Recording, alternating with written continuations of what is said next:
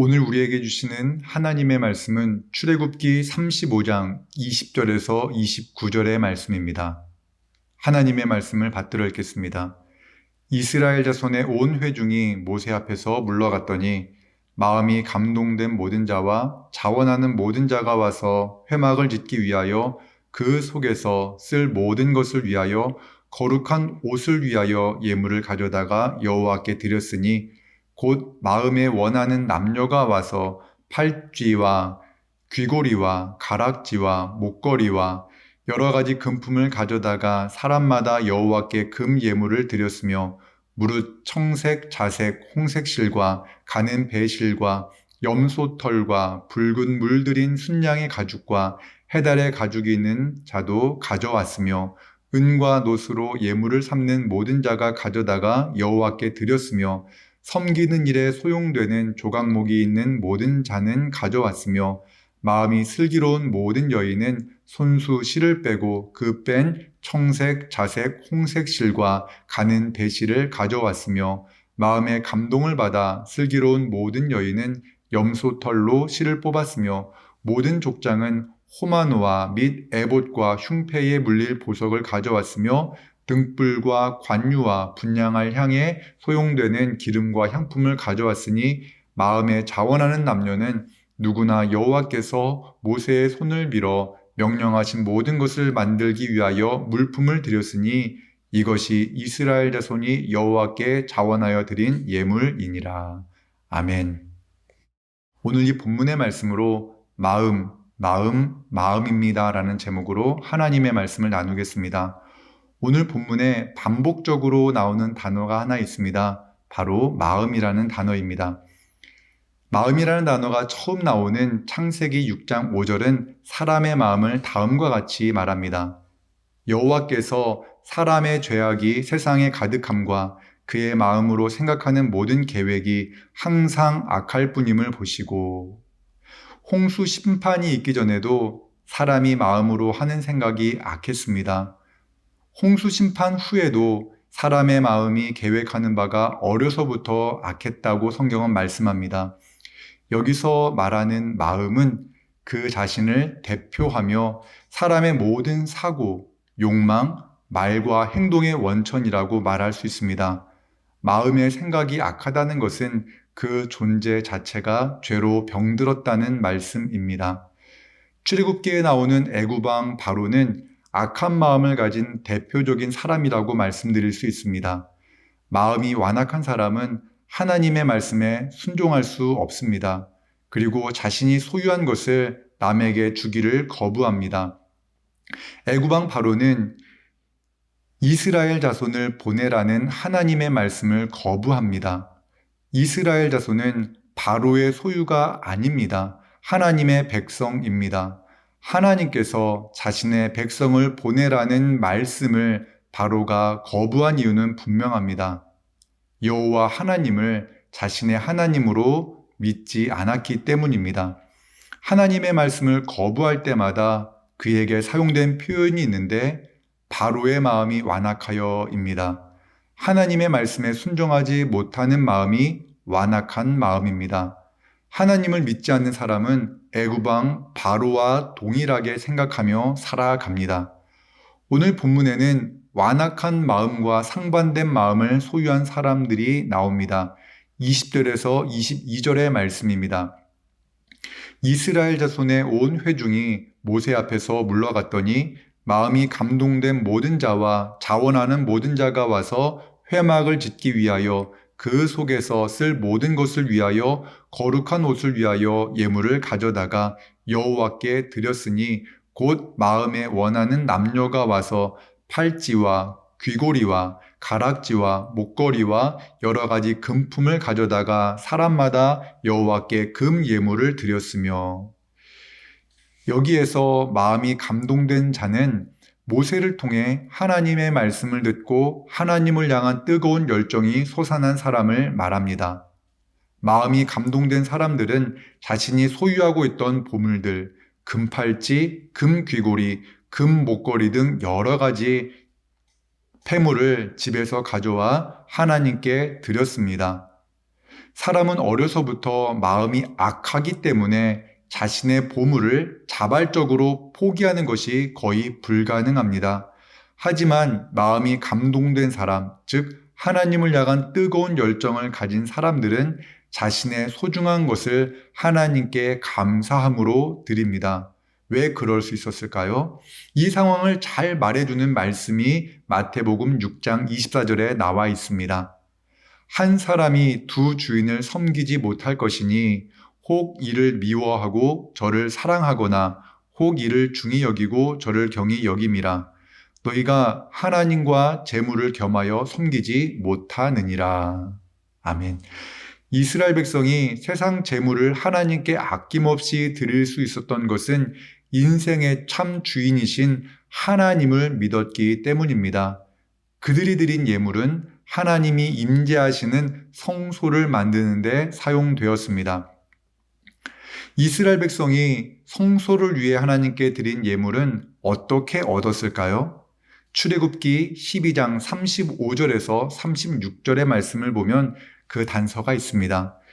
이스라엘 자손이 모세의 말대로 하여 애굽 사람에게 은금 패물과 의복을 구하매 여호와께서 애굽 사람들에게 이스라엘 백성에게 은혜를 입히게 하사 그들이 구하는 대로 주게 하심으로 그들이 애굽 사람의 물품을 취하였더라. 이스라엘 백성이 하나님께 드린 예물은 그들이 애굽에서 나올 때 애굽 사람들에게서 받은 것이 대부분일 것입니다. 조금 더 자세히 말씀드리면 하나님의 은혜로 그들이 애굽 사람에게서 취한 것들입니다. 이스라엘 백성은 하나님께서 주신 것을 다시 하나님께 드린 것입니다. 우리가 하나님께 드리는 모든 예물은 하나님께서 이미 우리에게 값없이 주신 것입니다. 마음이 감동된다는 것은 우리가 소유한 모든 것이 하나님께서 주신 것임을 깨닫는 것이다 라고 말씀드릴 수 있습니다. 25절에서 28절의 말씀입니다. 마음이 슬기로운 여인은 손수 실을 빼고 그 뺀 청색, 자색, 홍색 실과 가는 배실을 가져왔으며 마음에 감동을 받아 슬기로운 모든 여인은 염소털로 실을 뽑았으며 모든 족장은 호마노아 및 에봇과 흉패에 물릴 보석을 가져왔으며 등불과 관유와 분향할 향에 소용되는 기름과 향품을 가져왔으니 마음이 슬기로운 모든 여인이 여러 가지 색깔의 실을 손수 빼어 가져왔습니다. 또한 마음에 감동을 받은 슬기로운 여인은 염소털로 실을 뽑아서 가져왔습니다. 만약 여인들의 마음이 감동되지 않았다면 그들이 뽑은 실로 옷을 만들어 자기가 입거나 아니면 자기 가족, 특별히 자녀에게 입힐 생각을 했을 것입니다. 그런데 그들이 실을 빼는 기술로 좋은 실을 빼어 하나님께 드렸을 때 그들에게 특별한 은혜가 임하였습니다. 신명기 29장 5절의 말씀을 보면 주께서 40년 동안 너희를 광야에서 인도하셨거니와 너희 몸에 옷이 낡아지지 아니하였고 너희 발에 신이 헤어지지 아니하였으며 하나님께서 그들의 몸을 가릴 옷이 낡아지지 않게 지켜주셨고 그들의 발을 감싸줄 신이 헤어지지 않게 보호하셨다고 성경은 말씀합니다. 족장들은 진귀한 보석과 기름과 향품을 하나님께 드렸습니다. 이스라엘 자손 중 마음이 감동된 사람 모두가 그들이 가지고 있는 것을 하나님께 드렸습니다. 금과 소중한 보물은 그 당시에도 대단한 가치가 있었을 겁니다. 하지만 광야 생활 중 그들은 그 보석을 가지고 먹을 것을 살 필요가 없었습니다. 하나님께서 만나와 메추라기로 그들을 먹이셨기 때문입니다. 그들은 그 재물을 가지고 의사를 만나러 갈 필요도 없었고 적과 싸울 무기를 살 필요도 없었습니다. 왜냐하면 하나님께서 그들을 지키시고 보호하셨기 때문입니다. 29절 말씀입니다. 마음에 자원하는 남녀는 누구나 여호와께서 모세의 손을 빌어 명령하신 모든 것을 만들기 위하여 물품을 드렸으니 이것이 이스라엘 자손이 여호와께 자원하여 드린 예물이니라. 마음에 자원하는 남녀는 누구나 하나님께 물품을 드렸습니다. 마음에 자원하는 사람, 즉 하나님을 주인으로 고백한 모든 사람이 하나님께 자신의 것을 드렸습니다. 하나님과 이스라엘 백성이 만나는 성소는 바로 이런 자원하는 마음을 가진 사람들의 기쁨의 헌신으로 세워졌습니다. 성소를 위해 자신의 예물을 드리고 그 위를 위해 헌신할 수 있다는 것은 참으로 기쁘고 감사한 일입니다.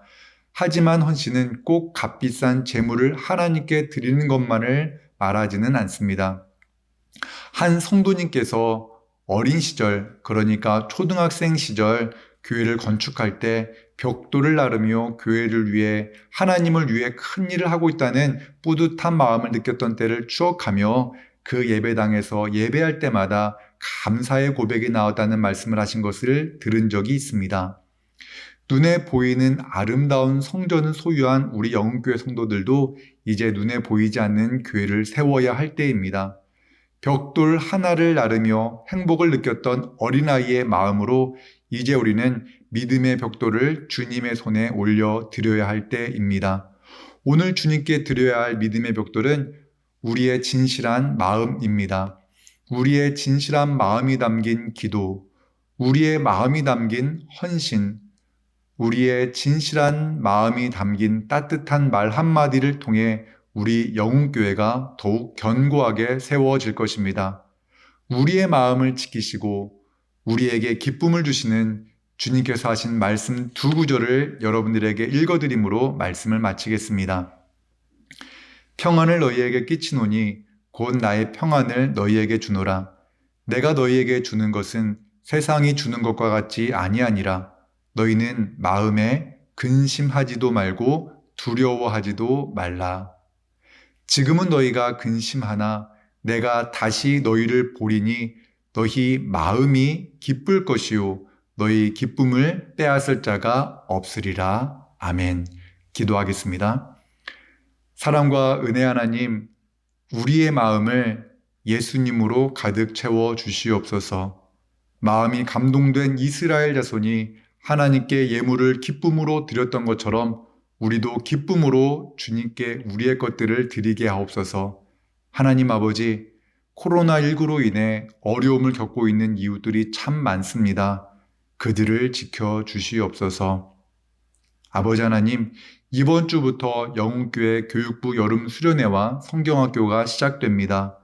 코로나 상황 속에서 여름 사역을 준비하는 모든 교육자들과 선생님들의 마음을 붙잡아 주시고 모든 학생들의 마음을 감동시키셔서 하나님의 놀라운 은혜를 경험하게 하여 주옵소서.